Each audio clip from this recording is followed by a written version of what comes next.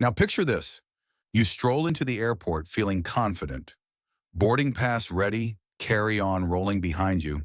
You followed every airline rule you thought mattered, only to get stopped at the gate, charged a fee, forced to check your bag, or told your item doesn't qualify. Sound familiar? Because here's the truth airlines don't like to highlight. Carry-on rules are designed as much to profit as to protect. Policies you assume are fixed, often flexible. Rules you think everyone follows? Not exactly, especially not frequent flyers. And today I'm pulling back the curtain on the 15 airline carry-on rules nobody bothers to warn you about, and how travelers who know these little-known details save money, skip drama, and board with confidence while others get surprised at the gate. Whether you travel once a year or once a week, by the end of this video, you'll understand how to avoid bag fees, what you can get away with, what you should never try, and the small, polite phrases that quietly get you exceptions without arguing, begging, or holding up the line. Let's get started. Most people misunderstand one personal item. Everyone assumes personal item equals tiny purse or laptop sleeve, but airlines rarely define volume. They define fit. If it slides under the seat, it counts. Duffel bag, backpack, tote, camera bag, even some soft shell weekenders. The trick? Soft, flexible bags beat rigid ones every time. You can compress a soft bag into fitting. You can't compress a roller. If gate staff are watching bag size, confident body language, and keeping your bag upright with the strap tucked in makes it look smaller. Just walk like you've done this 100 times. Airlines bang at hesitation, not rules. Carry-on measurements aren't universal. A lot of people panic about the size chart online. Here's the secret. In the US, measurements are often looser than Europe. European carriers? They measure aggressively. US carriers? Gate check pressure mostly happens on full flights or basic fare tickets. And here's the part nobody explains. Most measurement charts include wheels and handles, even though staff eyeball the shell of the bag in real life. If your bag looks sleek and isn't bursting at the seams, you're almost always fine. But if you're traveling low-cost carriers internationally, be precise. Different airlines, different airports, different enforcement cultures. Seasoned travelers know to look at experience, not just policy pages. You can bring a second bag if it has a purpose. Technically, you get one carry-on and one personal item. But there's a quiet exception. Medical items, assistive devices, and child-related items don't count. CPAP machines, breast pumps, mobility aids, diaper bags. These aren't bonus luggage. By regulation, they are allowed, and airlines rarely push back if you calmly state the category. Not abusing the rule builds goodwill, but knowing it exists protects you when you legitimately need it. Shopping bags count, but not always. Ever notice how passengers from duty-free walk on with big shopping bags? That's because airlines typically don't count airport purchases as carry-ons, especially sealed duty-free bags. And here's where savvy travelers get creative. If your bag is borderline, placing bulky items in a duty-free bag can slip past bag checks easily. Not to cheat, but to avoid paying extra for the same space you already bought a ticket for. Just don't overdo it. Respect the spirit, not just the rule. Your jacket pockets are untapped carry-on space. This sounds silly until you see business travelers do it.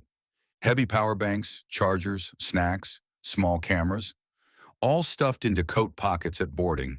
It's not sneaky. It's simply using your clothing to avoid overstuffing your bag. And yes, it works extremely well.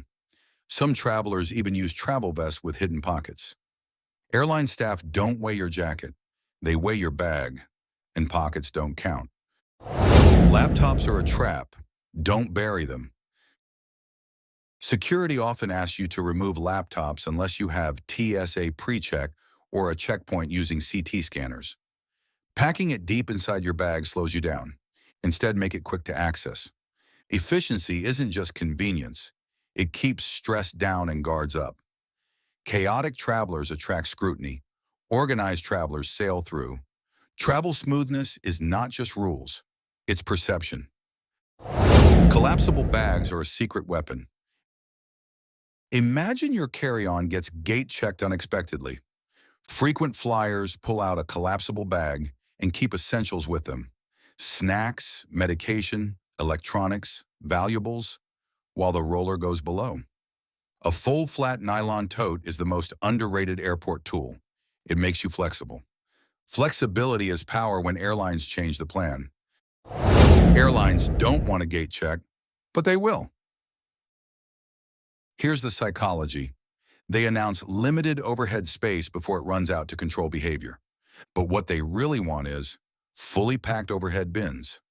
Fast boarding, no arguments. If you don't want your carry-on checked, the best strategy is simple. Board early or board confidently. Hesitation invites attention. Preparedness deflects it. Gate agents can bend rules. Politely matters. Carry-on enforcement varies wildly by person. You're not negotiating weight, you're negotiating cooperation, polite tone, calm energy. I travel with this bag all the time and it fits perfectly. That line works more than you'd expect. Authority is often perception-based. Act like you belong, not like you're challenging. Basic economy is designed to limit bags, but there are loopholes. Many airlines restrict overhead bin use for basic economy seats, but exceptions exist. Elite status, co-branded airline credit cards, military, premium credit cards on some carriers. Gate agent discretion when boarding late and bins are full. And here's the hidden layer. If bins are suddenly full, even basic passengers get free gate checks. You may not get overhead space, but you won't pay. Airlines enforce revenue rules, not logic. Weight matters more overseas. Pack dense. U.S. carriers rarely weigh carry-ons. Europe, Asia, Australia, very different story. They weigh carry-ons. They weigh personal items, sometimes both. So smart travelers use dense packing and wearable weight tricks, heaviest items in pockets or coat, electronics in personal item, not roller. And the world's quietest hack? Holding your backpack straps while weighing.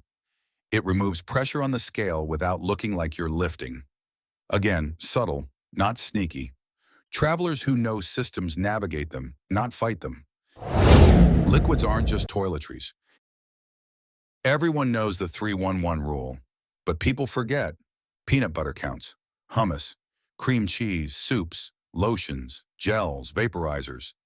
Security isn't judging substance, they're judging consistency. But here's what smart flyers do. If you have medically necessary liquids, they're allowed. If you have baby formula, it's allowed. And if an item is borderline, labeling helps. Presentation helps. Confidence helps. Airports moderate behavior as much as bags. Airline personal item sizers are psychological tools.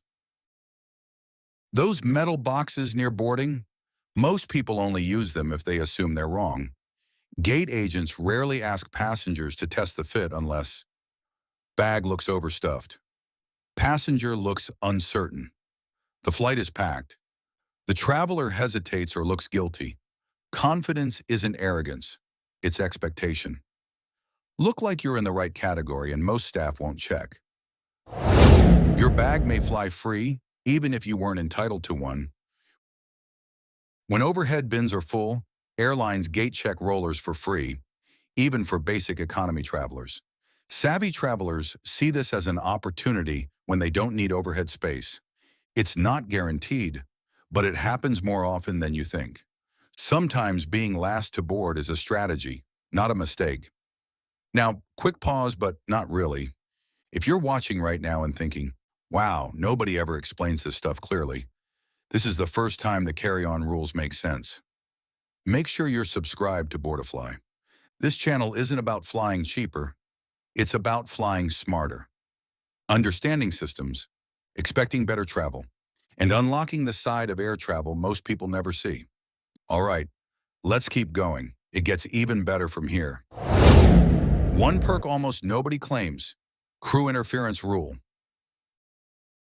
Flight attendants almost never mention this, but it matters. If your bag contains medically necessary devices or items you must access in flight, they cannot take it from you unless it's a true safety issue. No need to announce it loudly. Just calmly state your medical device must remain accessible. You don't need to justify your health to strangers. Quiet confidence protects your dignity and your belongings. AirTags and tracking devices are your insurance policy. Airline lost bag systems are improving, but still human. Smart flyers place digital trackers in checked bags. But here's the subtle trick. Carry-ons sometimes get checked last minute. Trackers mean peace of mind if your bag gets whisked away unexpectedly. Prevent panic before it begins. Don't cram. Distribute value. This one isn't about rules, it's about reality. Carry-ons get yanked, bins run out, overhead items shift during flight. So real pros distribute. Electronics in one spot, travel documents in another, snacks and meds always accessible, extra clothes layer in personal item. Redundancy isn't fear, it's travel maturity. Hydration and snacks aren't luxuries, they're strategy. Food is technically allowed through security with consistency rules. Empty bottle plus airport refill station. Solid snacks instead of spreads. Small hydration packs for long flights.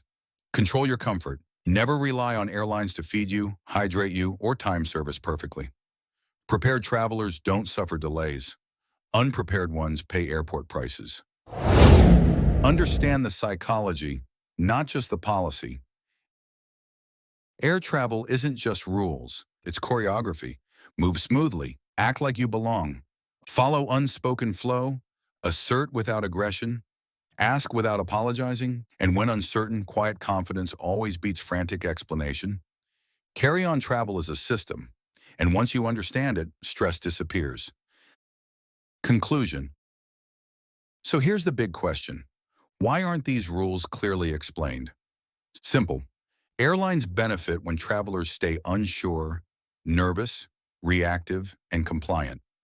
Confident passengers slow down revenue leaks. But you now know what most travelers don't. Carry-on rules aren't walls, they're doors.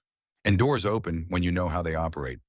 Remember the master mindset, move like you belong, pack like a professional, ask like it's normal. Travel isn't about getting away with something, it's about knowing your rights, planning smarter, and navigating systems with quiet strength. Now I want to hear from you. What's the most surprising carry-on rule or trick you've learned while traveling? Drop it in the comments. Your insight might help someone today. And if you found this helpful, make sure to subscribe for more hidden travel intel. Drop a comment with your best or worst carry-on experience. Share this with someone who's flying soon. Until next time, fly smarter.